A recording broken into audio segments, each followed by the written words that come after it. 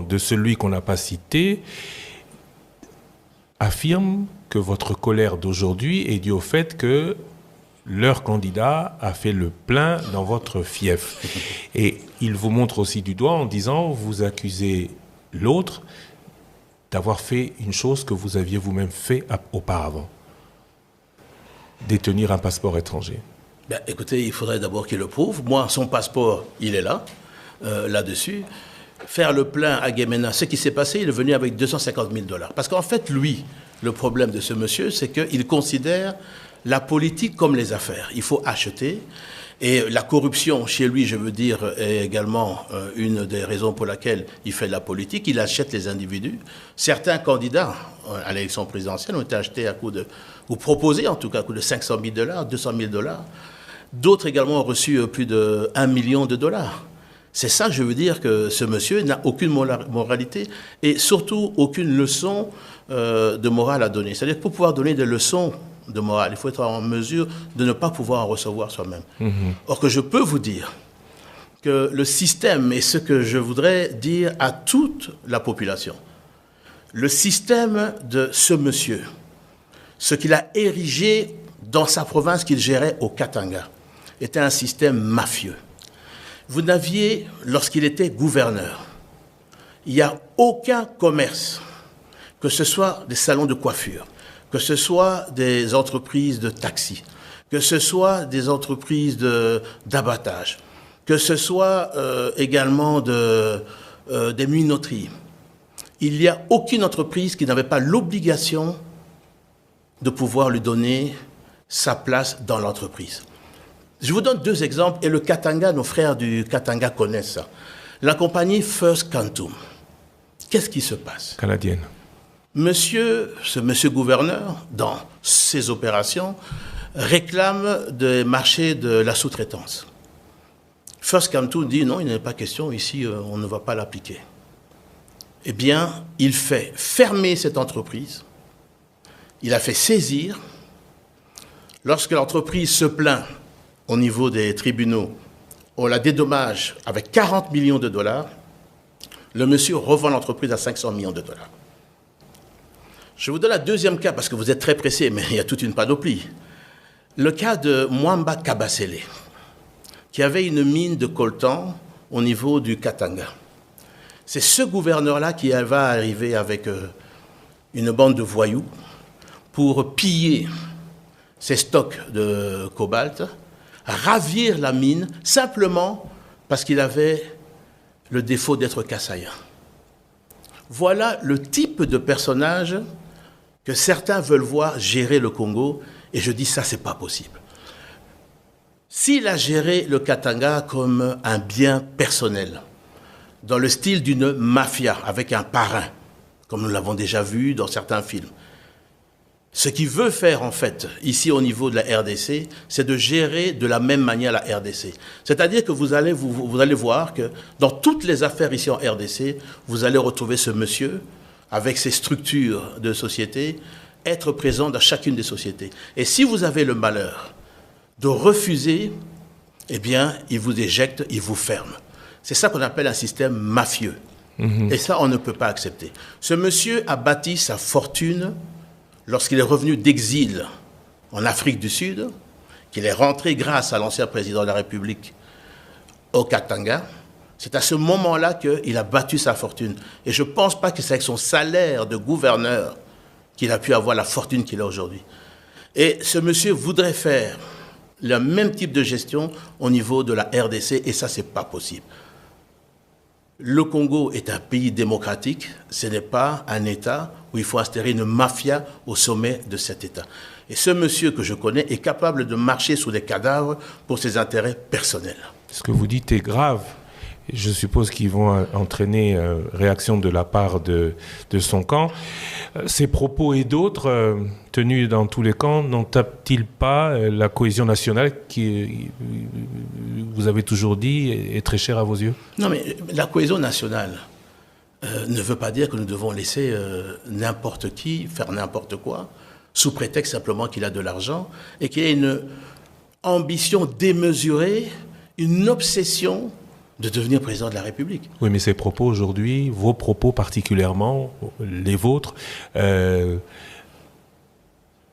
renforcent une fracture déjà bien présente dans la société. Mais cette fracture-là, cette fracture que vous parlez là, qui prône de pouvoir chasser les Kassaïens du Grand Katanga? Qui est celui qui a un jour prononcé à quelques mois qu'il allait couper la carte du Congo en retirant le Katanga? Est-ce que ce n'est pas ça, les propos dangereux? Mais je le dis à toutes ces personnes-là, qu'ils fassent très attention. Le Congo va rester un et uni. Qu'il en déplaise à ceux qui ont des ambitions démesurées et qui en font une obsession d'être à la présidence de la République. Est-ce que le risque avec cette élection, avec tous les propos entendus pendant cette élection, ne sont pas partis crescendo d'une fracture, d'un démantèlement, d'un éclatement de cette République démocratique Absolument. du Congo Je pense que vous avez une personne qui a des ambitions, comme je le dis, qui dépassent, je pense, tout entendement. Ce n'est pas de la démocratie qu'il est en train de faire. Je parle maintenant en tant que ministre de la Défense. J'ai, bien sûr, comme vous savez, ce qu'on appelle des renseignements sous l'administration du ministère de la Défense. Je vais vous dire ceci, et je préviens la population de ce qui est en train, monsieur, de préparer. Monsieur le sait très très bien. Il le sait. Au moins ça, on peut lui donner, c'est qu'il est lucide. Il sait qu'il ne peut pas gagner les élections. Il ne peut pas gagner les élections parce qu'il ne peut pas tromper un peuple tout le temps et à tout moment. Et le peuple a très bien compris que ce monsieur est l'agent du Rwanda. Pourquoi? Le monsieur est son plus proche collaborateur, conseiller spécial, qui est aux arrêts.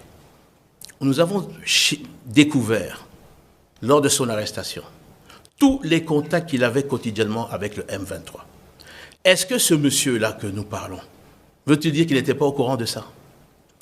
Ce monsieur, je vais vous dire, il y a 3 mois exactement, à travers les renseignements, nous recevons des renseignements au niveau de la Russie.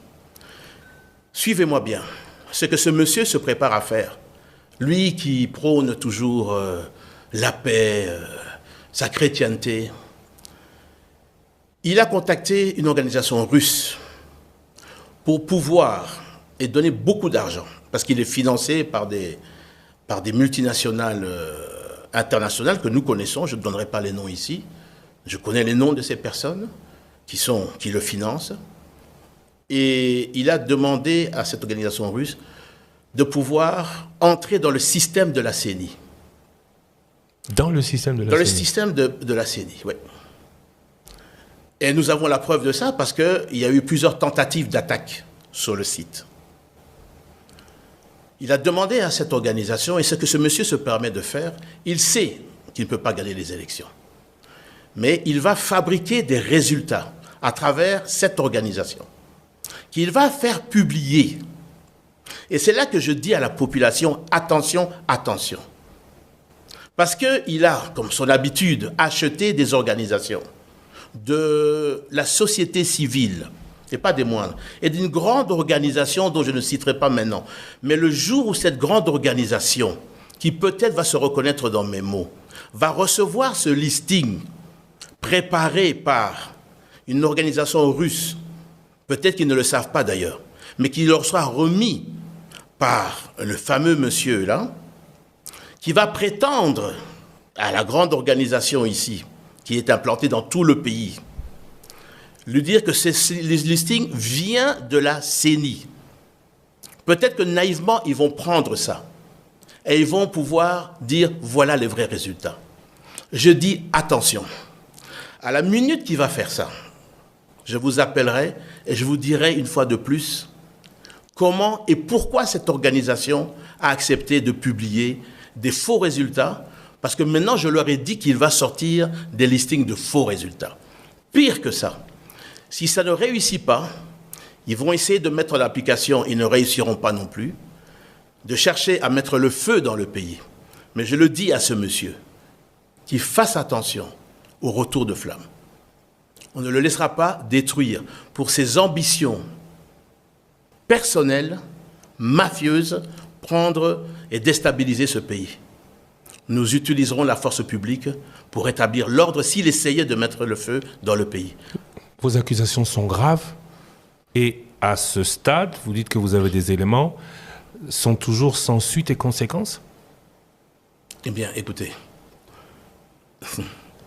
n'eût été la qualité de démocrate du président de la République. Il y a certaines personnes qui devraient déjà répondre de ces faits. En cas de victoire de votre candidat et d'une majorité au Parlement, où se voit Jean-Pierre Bemba? Eh bien, nulle part spécialement. Ce que je voudrais, c'est que le Congo gagne. Et je pense qu'aujourd'hui, le meilleur candidat pour faire gagner le Congo dans le développement de demain, c'est le président Félix-Antoine Tshisekedi. Ni Premier ministre, ni président du Sénat? Vous savez que je suis resté, ça fait depuis 2007 que j'étais sans fonction jusqu'en mars, lorsque le président de la République m'a proposé de l'aider au niveau de la défense du pays. Mais vraiment, franchement, je ne fais pas une obsession. J'aurais pu être candidat à l'élection présidentielle. J'aurais pu l'être. Je ne suis pas obsédé, je veux dire, par avoir une fonction là-dessus. Je pense qu'on peut servir le pays autrement que d'être ministre, Premier ministre ou vice-premier ministre. Et en cas d'échec, face au péril que vous dites menaçant la RDC, vous reprendriez